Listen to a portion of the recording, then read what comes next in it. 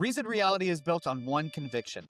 When people are given evidence, clarity, and the freedom to think for themselves, they choose a better future. In a culture shaped by outrage, conspiracy, and rigid belief systems, this is a space for honest conversation where reason matters and facts still count. We talk with biblical scholars, historians, activists, artists, and everyday people navigating faith, politics, and culture with honesty and courage. Nothing is off the table.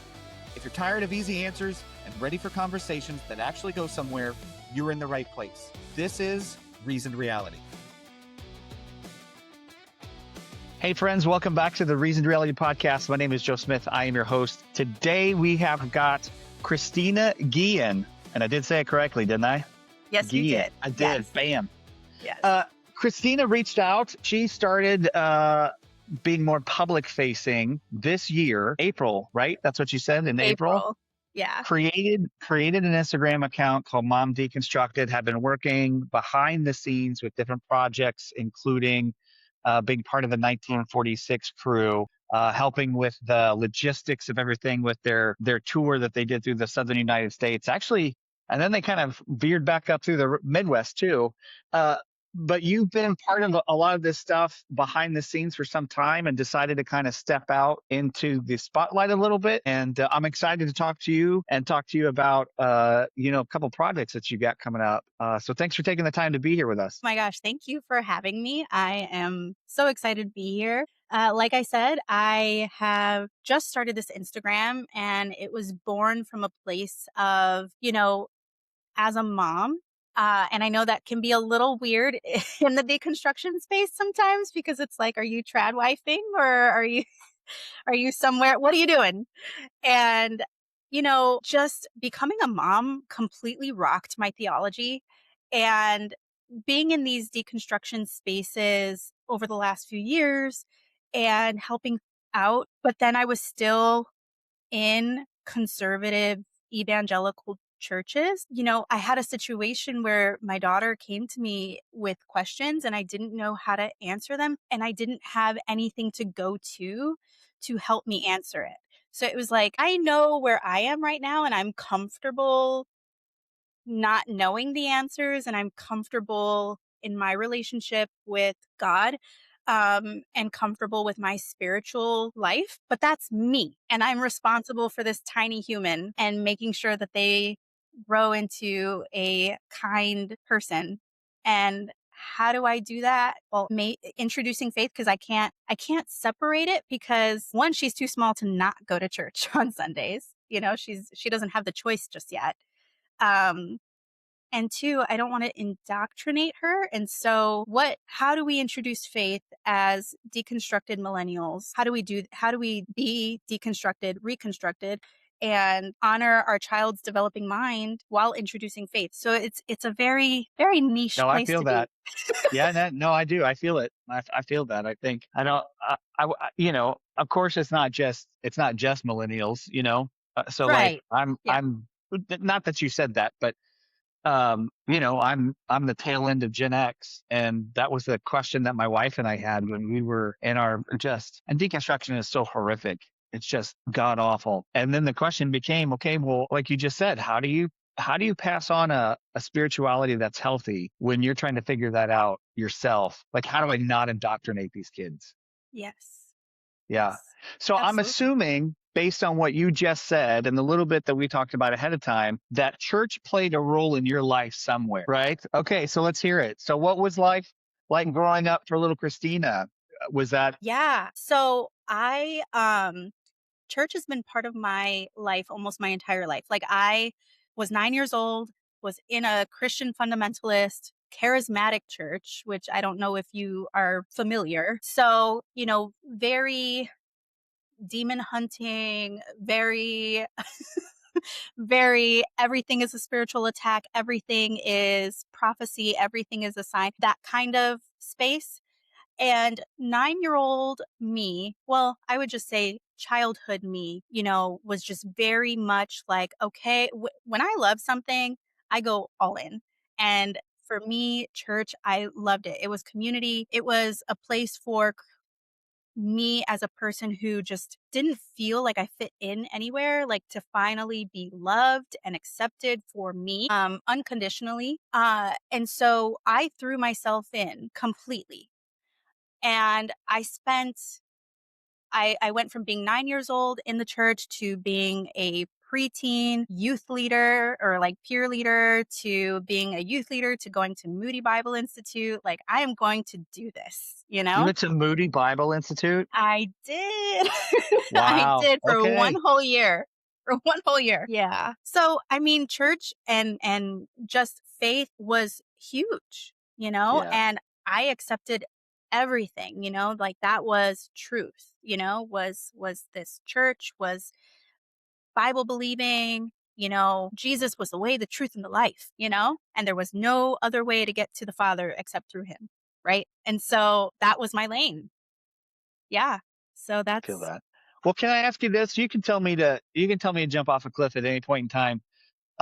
Was there like a specific moment or was there a specific thing that really was like, wait, this doesn't make sense the way that I was told it was supposed to make sense? And then that kind of started that whole process. Was it like a thing or was it just a series of things? I think for me, it was a series of things. It started, I want to say it started when I was at Moody because I was, in my early 20s. Or actually, no, I wasn't even 20 yet. And I was there and, being a Chicago person, Chicago is incredibly diverse, and Hmm. so even though I went to church, it was like I was exposed to all types of people all the time on any given day. And being at Moody at the time that I was there, it's not to say that it hasn't changed, since it's been a very long time. But it was not very diverse. And so my lived experience and then what I was exposed to at Moody, it didn't sit right. And, when you go to Moody, there's a declaration or like a statement of beliefs that you have to sign when you are enrolled. And, I did it because I felt like this is where God wants me. And, maybe, you know, hindsight, yeah, absolutely. Because that experience completely changed my life. But there was a moment where there was some things that, as a Latina, okay, I'm Puerto Rican and we dance. We dance all the time. And I had to sign something that said I couldn't dance.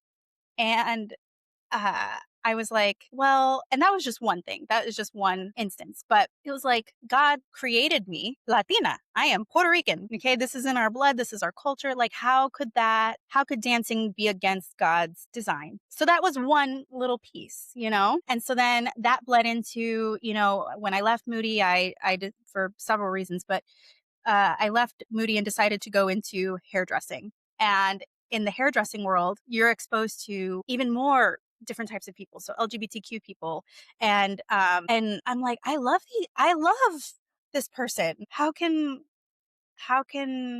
God not love this person? So I was still in this place of like, the love the person, hate the sin, that was still very much my impression at that time. But it was like almost like the water on the rock, like bit by bit, like the erosion was happening, And I remember after my husband and I got married, we were attending a church and I was on the worship team. Uh, and I was asking questions, and I don't even remember the question, but I remember the response, and the response was, "Don't think too hard, you'll think yourself out of believing." And that for me was just like, "But I have a Oh, brain." I love it when they just say the quiet part out loud. Like, Yeah, that's not the flex you think it is, bro. Like, what yeah. did you hear what you just said? My gosh. Yeah, and it was just, and so to answer your question more succinctly, it wasn't just one thing. It was Yeah. several things over time. And for those that don't know, Moody Bible Institute is in Chicago, and it's a very fundamentalist school. And I attended a fundamentalist school in southern Missouri that had the same kind of behavioral contract that you had to sign, and things on there was like you can't dance, stuff like that. Yeah. Got into big trouble one time. We went to a dance club. Got into real big trouble Eh, for that one. It was mm, stupid. That's shame a on different you. story. I know, Shame right? on Good you. Lord. Shame on me. So you go off, you're in this like very strict, very fundamentalist system. You go off to Bible college, things start cracking. You mentioned being part of this worship team and, or asking questions, and they say the most ridiculous stuff to these things. But at what point in time did you just go, wait, this isn't working at all? You know what I mean? Yes. What was that for you? Okay. So after Moody, I was attending this church, and I'm just giving you a brief Yeah, synopsis here. right. Attending this church for quite some time, meet my husband, leave that church, go to his church. I'm on the worship team there. I'm there for a nice length of time. COVID happens. And, we were doing online church. And then my husband's church that we were attending, well, it was my church too. Some things just started. It was getting very fire and brimstone. It was getting very dicey. And, I got pregnant and I was like, do we want to raise our child in a church like this? It didn't sit right with me. And so we went back to after my post Moody church. And we were there for quite some time. They were very progressive in terms of like social justice issues with like race and like George Floyd. And they did marching and all of that. So I'm like, okay, yeah, this is our jam. Okay. And I was starting to question like my own identity, as, being heterosexual and everything, and realizing like, wait a second, I don't think I am. And, working that out with, in therapy, because, I recommend therapy for everybody in therapy. And then with my husband, just kind of talking this out and coming to terms with, okay, I don't think I was ever heterosexual. Um, and there were reasons like of why. And it just opened my eyes to like, wow, God, like I have loved you all of my life and you have loved me all of my life. And the fact that I figured this out doesn't change any of that. And then that church decided to host a sermon series on sexual ethics. And it came out that they were conservative in that area. And that for me was like, wow, like, what do we do here? And we were kind of on the fence of like, do we stay? Do we go? And I was just kind of like, okay, you know what? If we leave, nothing changes and they don't get a different perspective. But that happened right before Easter. And Easter is kind of the straw that broke the camel's back for me, for us. So at the time, our daughter was 3, and we never had an issue with her going into Sunday school. They have like it's separated by age group, right? And so she was in the toddler room, and Easter happens and she comes out and she's not okay. She's not speaking. She's just not herself. And we just kind of like, hey baby, what's going on? Are you okay? And she's very advanced. She's always been very advanced for her like communication skills and everything. And she was just like, I'm not ready to talk about it. And I said, okay. That'll send your Next week, parent heart racing. yeah, I'm just like, Like, like, no, I need worst you to case tell scenario, what me. are we talking? Yeah, what are we I talking need you about? to tell What me. happened? Yeah, But also I didn't want to break the trust with her to say, like, to try to force it out of her. So I said, okay, baby, well, mommy's here, daddy's here, you let us know what's going on. Next week rolls around. And she's like, I don't want to go to church. She's never said that before. I said, okay. Well, we're gonna go, baby, but we can sit in a different room. We can sit in the playroom, and watch. And so she did. She went with us for that. And then the next week, she was like, I don't want to go. She's like, I'll only go if I can sit with you. And I said, okay, well you can, but baby, what's going on? And she's like, I don't want to talk about it. And I was like, okay. And so we go to church and we get to the front doors and she starts having like what we now know was a panic attack. She just started crying and hyperventilating and just like begging us to not go in. And we said we went inside, but we just kind of stayed in the playroom. Um, and we were just trying to talk her through it. And then, finally we were just like, okay, we got to go. And we came home, we went through the day, and then we're at bath time. And bath time is usually the time where she starts talking. And she says, Mommy, they showed us a bad video. And I said, what are you talking about? And she said, Mommy, they showed us a video where the bad men killed Jesus. And I was stunned. I was like, oh, okay. And so then I'm trying to compose myself and, be curious and ask her more questions to get as much information as I can. And I say, baby, what do you mean? What did you see? And she's like, I saw them. They put him on a cross and he was bleeding from his head. And my heart was just broken because I was like, what do you mean? And so then I get her out of the tub and I say, you know what, baby, I'm so sorry that you saw that. That was not appropriate for you to see. I'm so glad that you told me. Mommy and daddy are going to talk to the pastor. We're going to talk to them. And we get in bed and I'm getting her into bed and she goes, Mommy, what's sin? And I was like, I don't know, because I'm like, I don't know. And so I was trying to explain it to her in a way that was appropriate. That was just, I said, baby, but you don't have to worry about that. You're too small to worry about that. Let mommy worry about that. And she said, but mommy, if I don't sin, then that means Jesus doesn't have to die. And I don't want Jesus to die. And she's 3. She's 3 at this point. And I said, okay. So I leave the room. My husband and I just sat in our bedroom and just grieved together. Like we were just both of us just sobbing, like, can't believe that this happened. Can't believe we didn't protect her. Can't believe that like we allowed this. Um, and we set up a meeting and we spoke with the pastor and the children's director. And the consensus was, your child is just sensitive.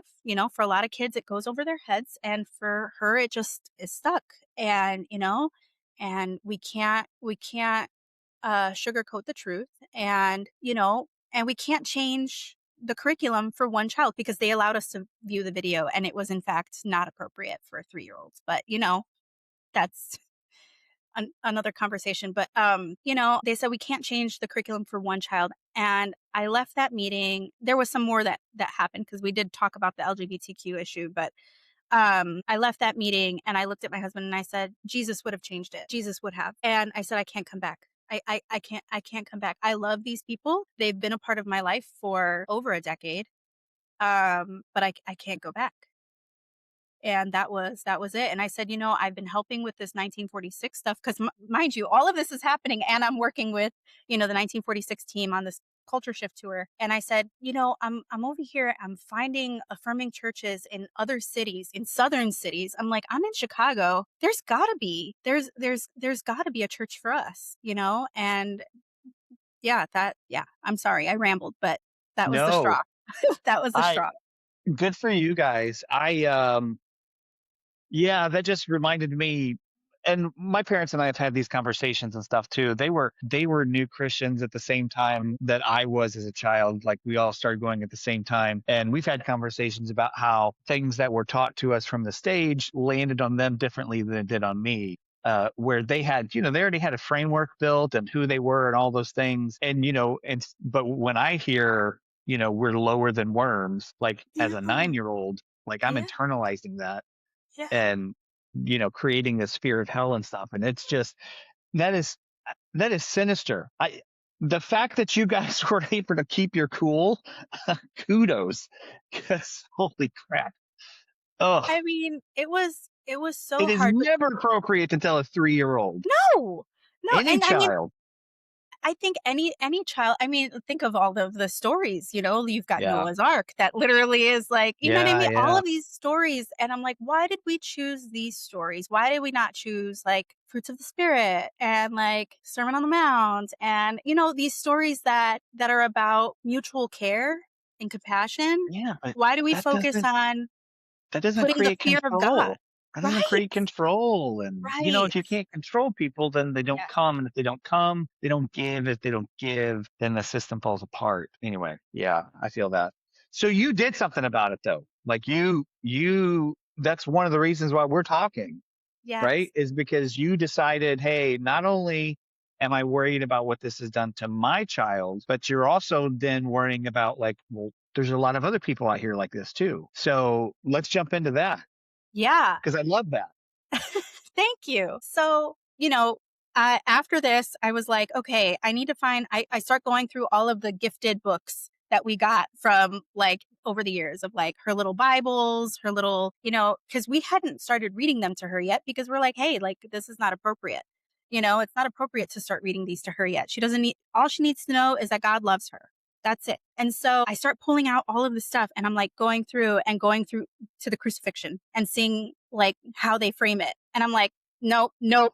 And I'm just throwing books away because I'm just like, what do and I'm not, I love books, but I was like, how is there nothing that is appropriate for a child to convey these topics? And so in my search, I was just like, I just felt like, and this is the woo woo coming out a little bit, but I just felt like the spirit, however you want to frame it, say, you do it then.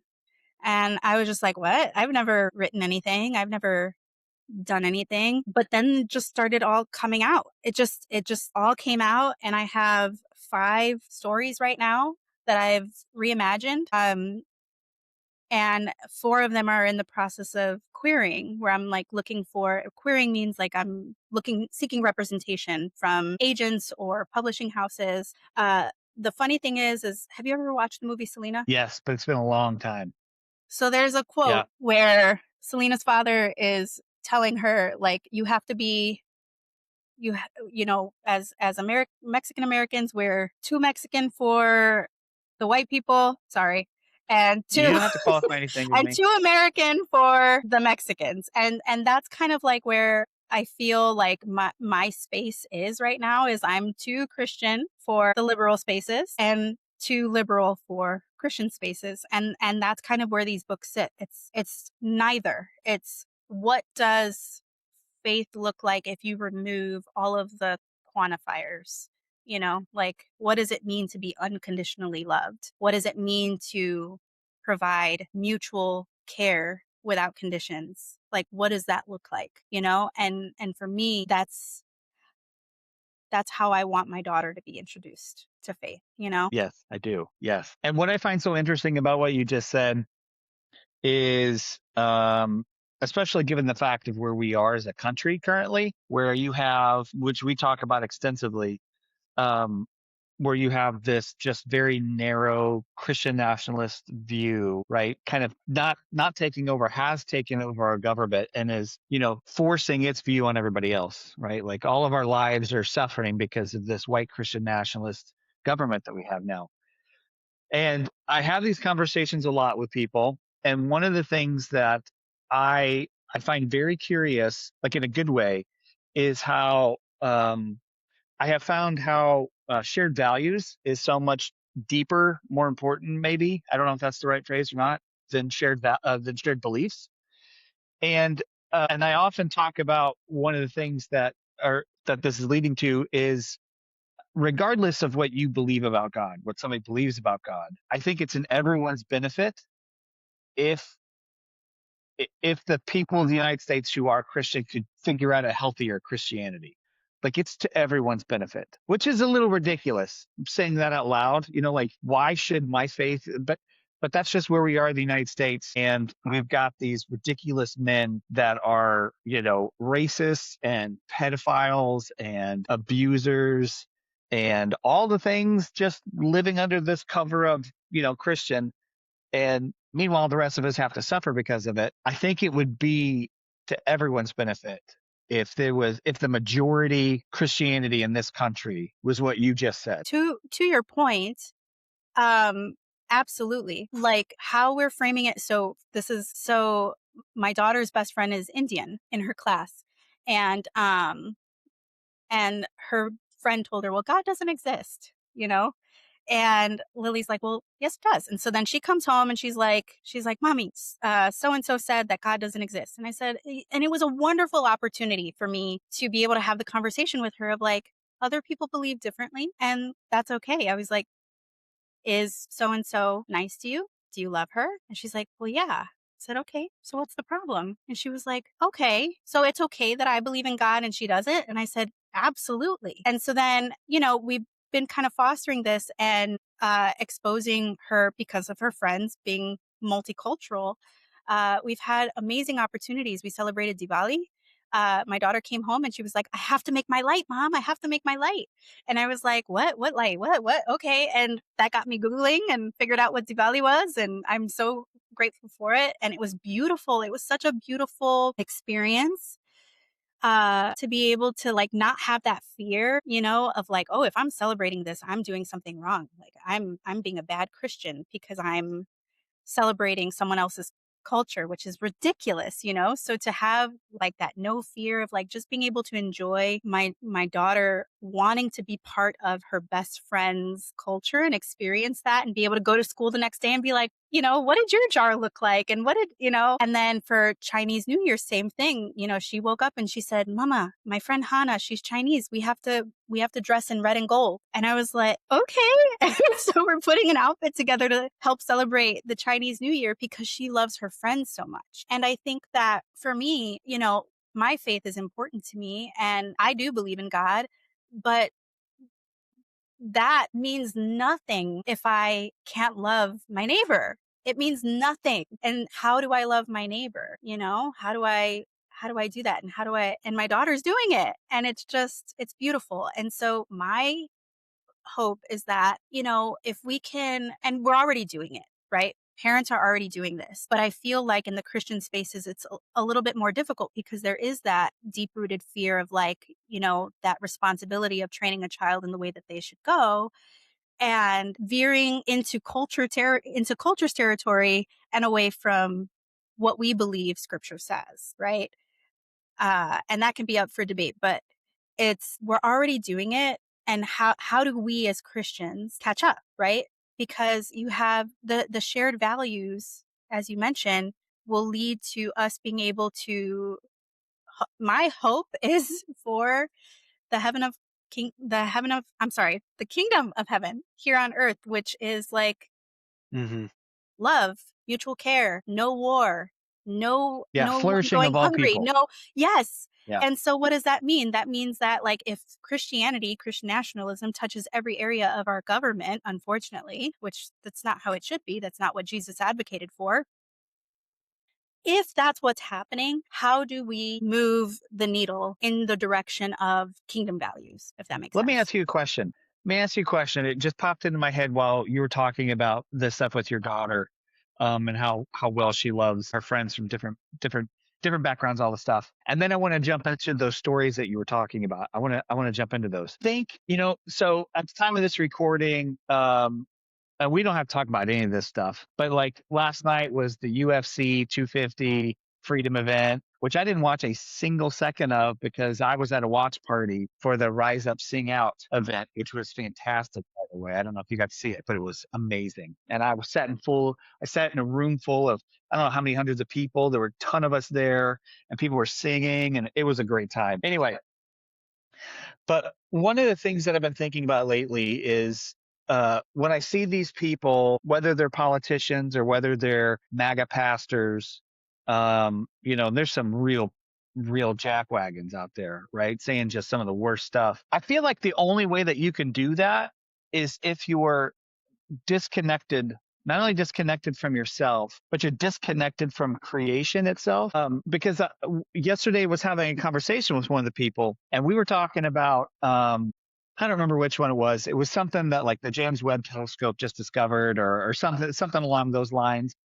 And we started talking about how crazy it is that we're sitting here in this room while the earth is spinning however many miles it is, and then orbiting the sun, however fast that is, and not even really orbiting it, but just kind of like, how gravity bends space time and all this stuff and how fast the Milky Way galaxy is spinning and all these things. And then that thing is just like a speck of dust in this gargantuan infinite cosmos that we exist within.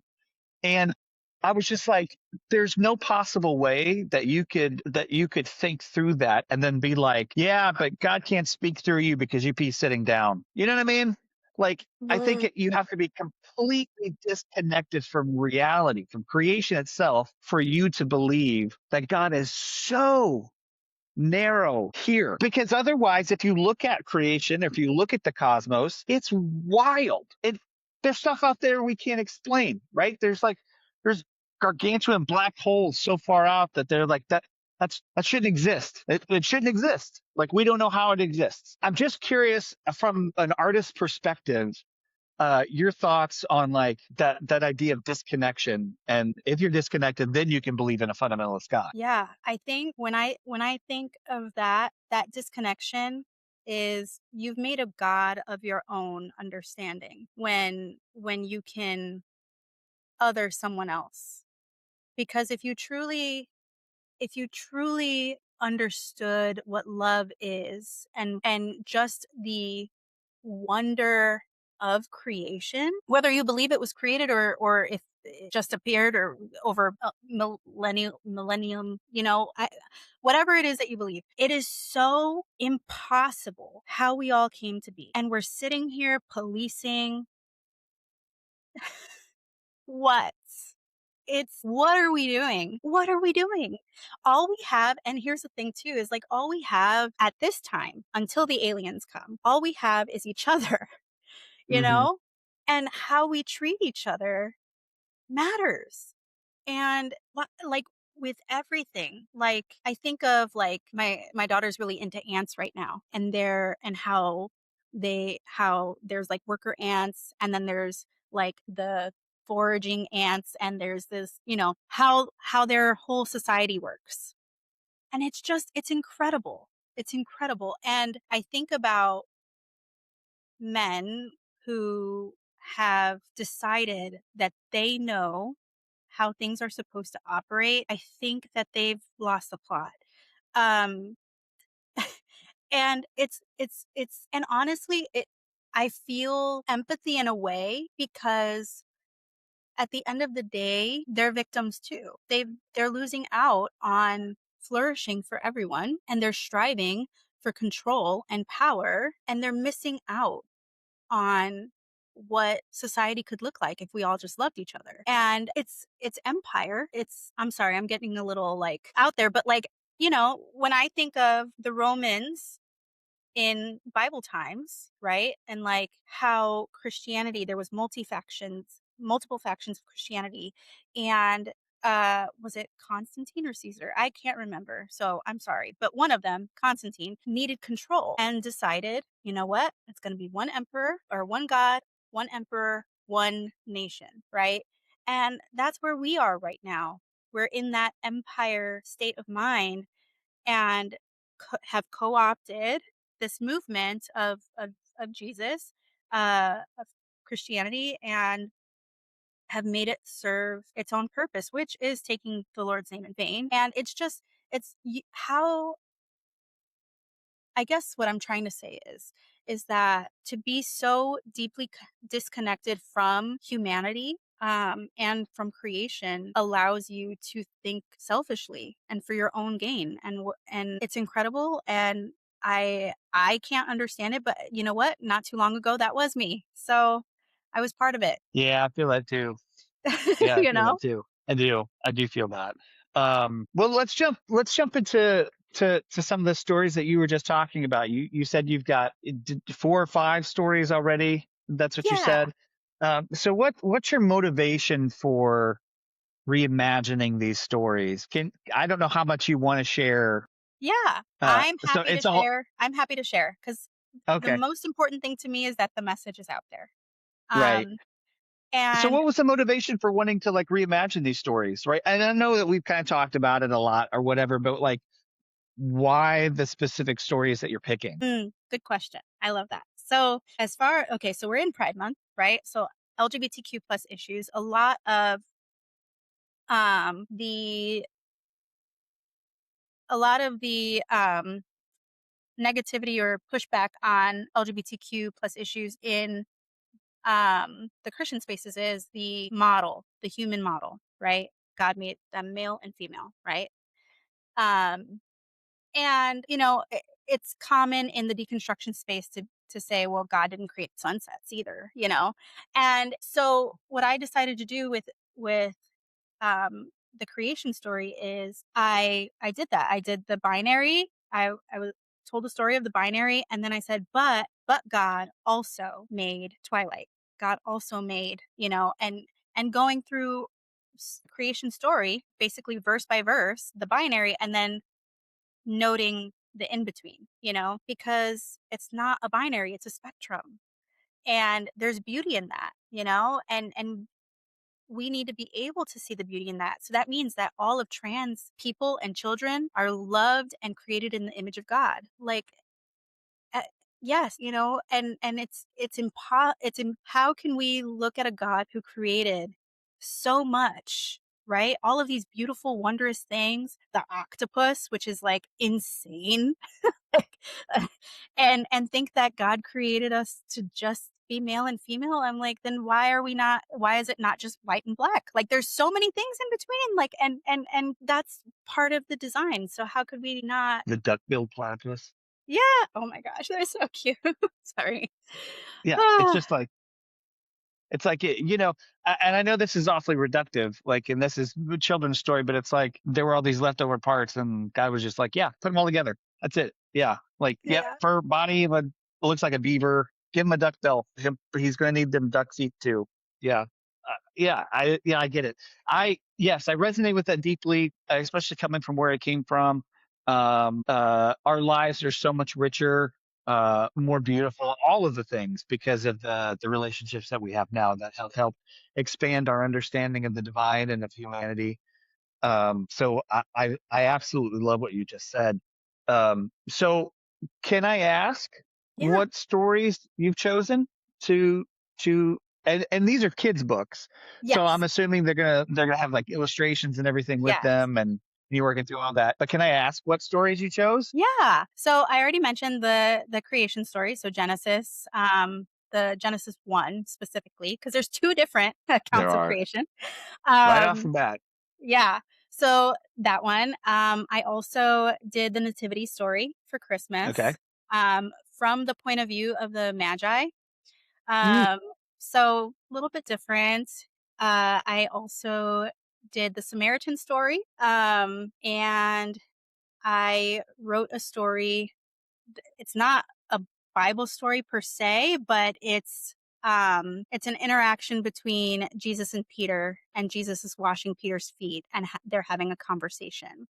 And that one I'm actually really excited about because it's a little bit different than the other books, but it's basically communicating what unconditional love through service looks like.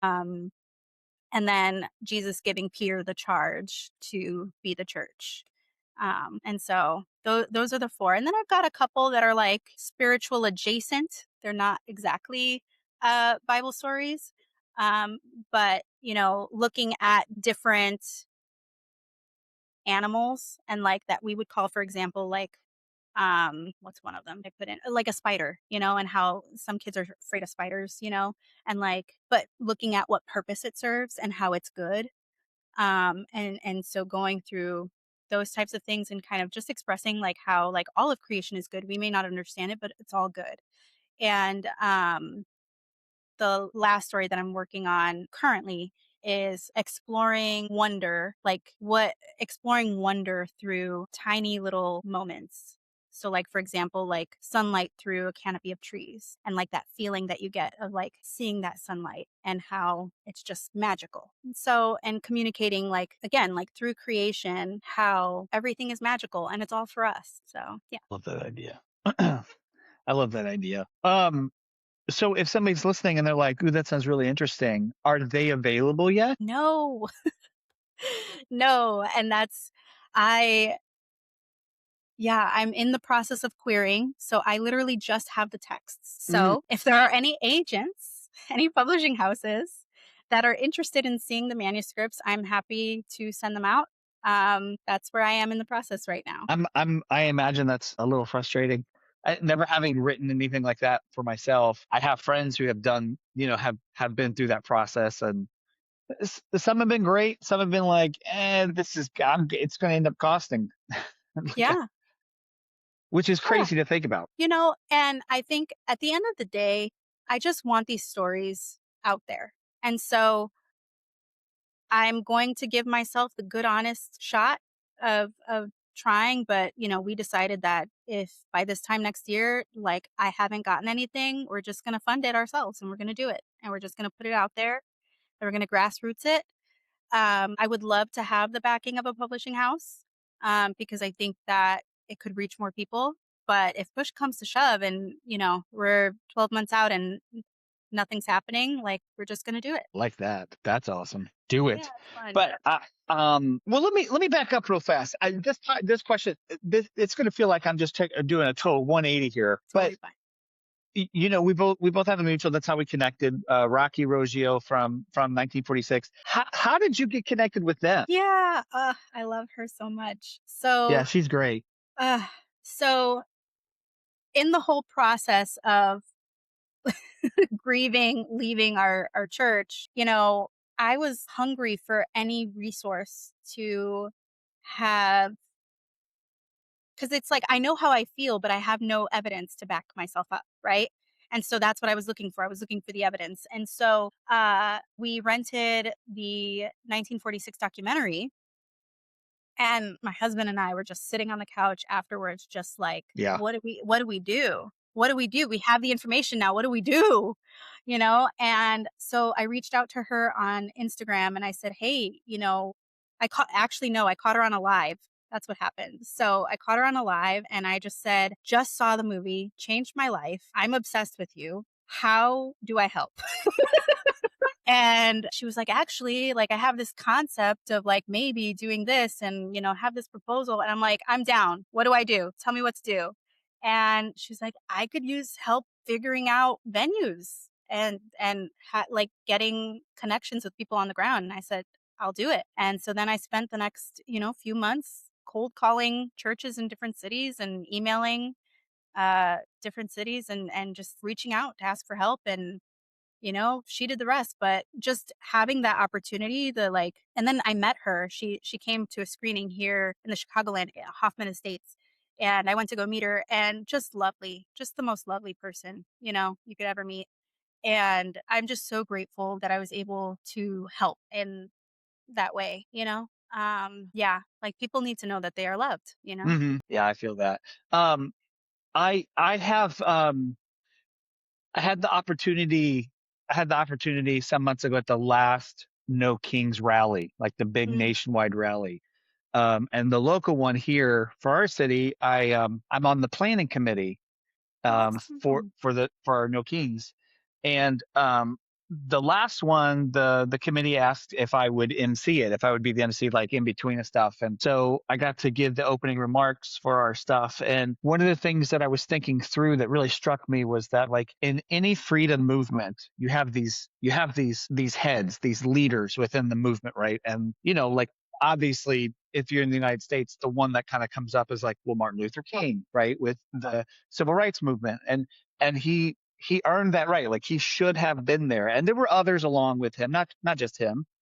But then you have this, like, sea of people behind the scenes doing things that history never records. And yet, had they not done those things, like, Dr. King may not have been standing there, or they may not have been at that thing, or this thing would not have happened. And I find that there's like this, oh, what am I looking for? It is I find it very encouraging to think about that fact that there are people out there that would do something just because it's the right thing to do, knowing that they would never get the spotlight, they'll never get accolades, they'll never get. Of course, people will say thank you, but the vast majority of people would never know. I mean, you just said, how many churches did you call and email to help facilitate a tour of 1946 through some of the most bigoted, homophobic states? One of them being mine. We had to stop here in Jacksonville. We got to go to Jacksonville, and Brent Roberts, who you probably at least know, my wife and I have a long history with Brent. And, we got to see, that was the first time we'd seen him in like 20 years, Oh my and goodness. yeah, but what I mean is, like, people's lives, that changed people's lives. And it wouldn't have happened if you hadn't picked up the phone. Like, maybe somebody else Yeah. would have done it. Maybe, but maybe not, or maybe not. If Rocky had to do it, then it might not have been as many churches, because she probably wouldn't have had time to spend calling all of the churches. Right? It might have been a much shorter trip. Hmm. I don't know. There's no question in that. I think I we guess it's added like a a pat on city. the back, Well, that's like, very well kind. done. But Yeah. to your point, I think that one of the tools of empire, if you will, is making us believe that we're the only ones, that Mhm. we're isolated. And for anyone watching who is maybe like me a few years ago, my encouragement is, I know it's scary. Do it anyway. Do it anyway. You know, that feeling could be the Holy Spirit. Don't be afraid. Dive right in. We're all here. We're in this together, you know, and my goal, my stance is not an us versus them. Okay. Like it's not us versus them. It's us versus this system of empire that continues to be a beast. And, you know, if we all work together for mutual flourishing, we all benefit no matter what. And so that would be my encouragement, is to just do it. Yes, yes, absolutely. And it is scary and it will cost. But what's waiting on the other side is worth it. And I say that as somebody who has experienced the loss and all the things. Not anything like our queer siblings, but lost nonetheless. But then have been just like, I mean, I know I'm still a pastor, but I'm just not super churchy. So I say this word specifically for this, but just because I don't know what else to say. Just I feel blessed, you Hmm. know what I mean, with the relationships that we have now. Which I think kind of like, as we kind of hit that hour mark, I want to begin to land the plane just a little bit. But I think what you just said really speaks to something, and we mentioned it before, kind of that idea of shared values over shared beliefs. And so even if somebody's listening to this and they're ex-Christian or ex-evangelical or however they want to phrase it, or maybe they're just not in church at all. We touched on this, but I feel like we just touched on it. And it's that idea that things like you're doing are important because they're undoing the things that got us to where we are, right? Hmm. Does that make Yeah. sense? Yeah. I think so. Part of it too is even if you aren't churched, even if you're like, I can't do this, I think why what I'm doing would still resonate is maybe that could heal part of the pain, you know? Like writing these stories was also me writing for 9-year-old me who believed that God would send me to hell if I did the wrong thing on any given day.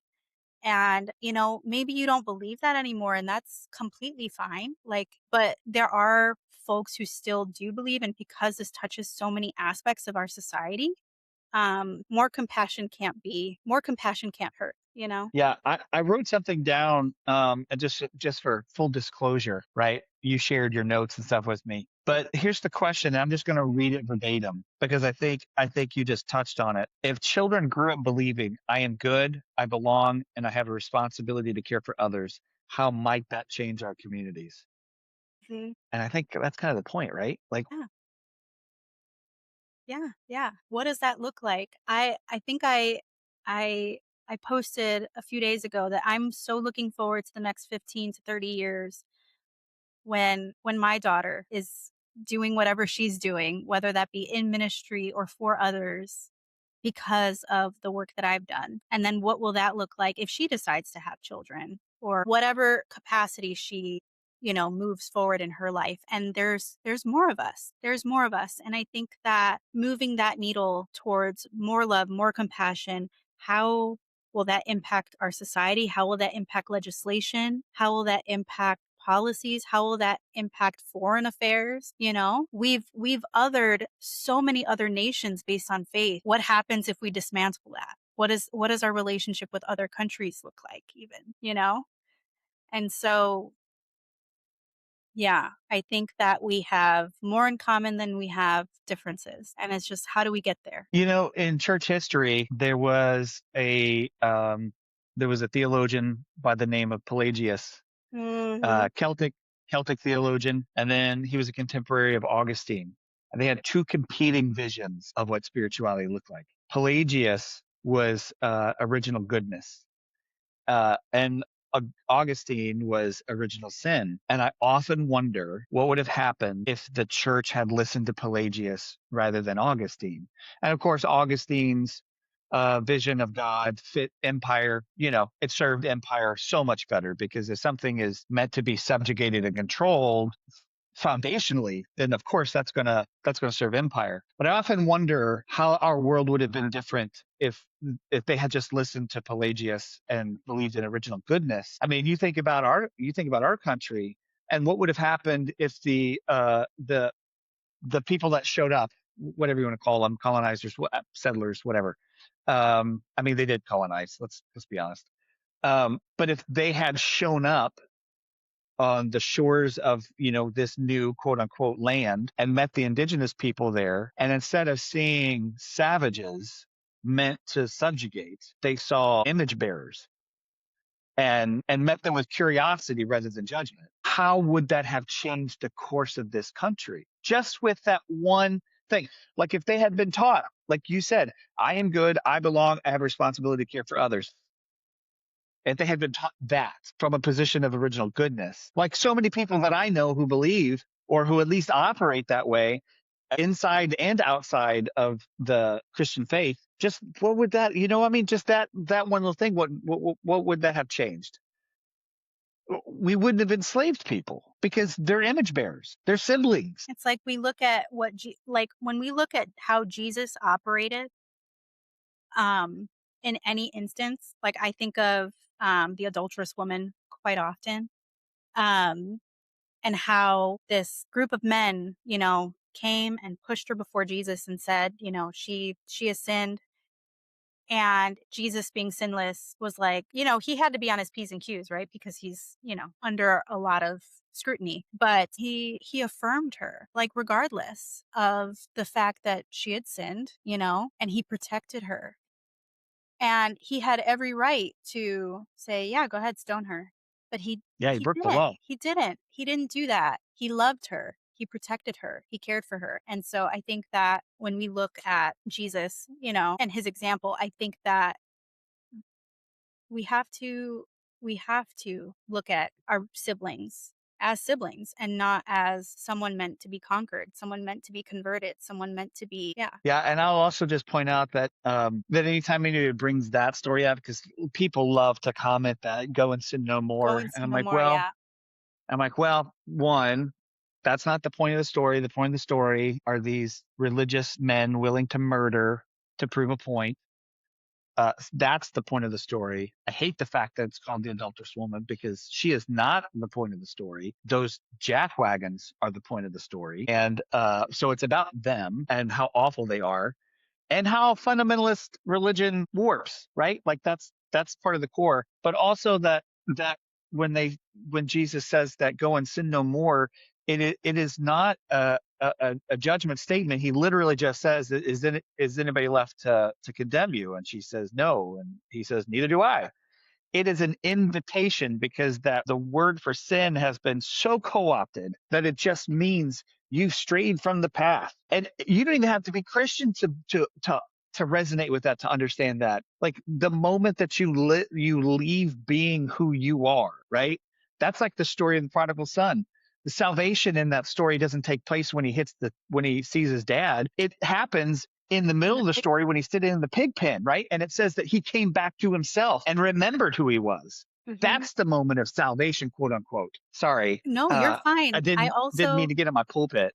No, and I love it because I love that because I was going to bring up the go and sin no more, but then I opted not to. But, from a woman's perspective, Jesus protecting her in that moment and saying, go and sin no more, is also him trying to protect her. I can't help you again if this happens again, and I think, it's like, I can't be there every single time. You know what I mean? Like it's a form of protection. Like, don't do that again, cause I won't be here. That's true. I hadn't thought about it like that before. So, I think about that from the sense of like even parenting my daughter. Being a parent, yeah. Like when I tell her things like, hey, like, don't do this. You're not going to be in trouble, but I don't want you to be harmed. You're not in trouble.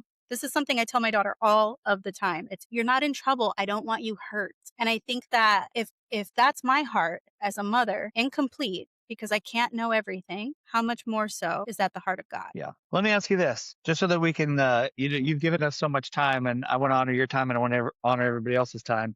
But I want to give you a fill in the blank. All right. Here's a fill in the blank. The future will be brighter if more children grow up believing blank. They are good. Oh, yes. They are good. Sorry, that got me a little choked up. Yeah. And you are good. Yep. And you who are Depends on who watching. you ask. And you who are watching are good. Yes. No, I love that so much. I could not agree more. Could not agree more. Let me ask you one final question. Um, we talked a lot about hope and goodness and all of these things, and we're talking about this in the middle of a season where not much of life feels that way. It's very difficult for a lot of people. And I've stopped asking what brings hope or what's giving people hope, and I've started asking people, what keeps you human? Like for you right now in this season, you're creating these stories and all of these things, but what's keeping you human in the middle of all of that? It's my love for humanity, my love for my neighbor. I see the injustices and I love so much that I can't not do something. And that's what drives me. I love it. Christina, if people want to get in contact with you, is there, what's the best way for them to, obviously we're going to have the Mom Deconstructed link so people can follow you on Instagram, and I encourage everybody to do so. But is there a way, say if somebody's listening and they're like, hey, I want to be part of these stories, I want to be part of this book, or maybe there is somebody that's connected to, a publishing house of some kind, what's a good way for them to get in contact with you? Yeah, so primarily I am on Instagram at Mom Deconstructed, but I can also give you my email to leave in the description, because I read everything. So I would love all contact. That'll work. We'll put it in there. So if you're following along, people, go in the show notes, find it, follow it, email, contact, all the things.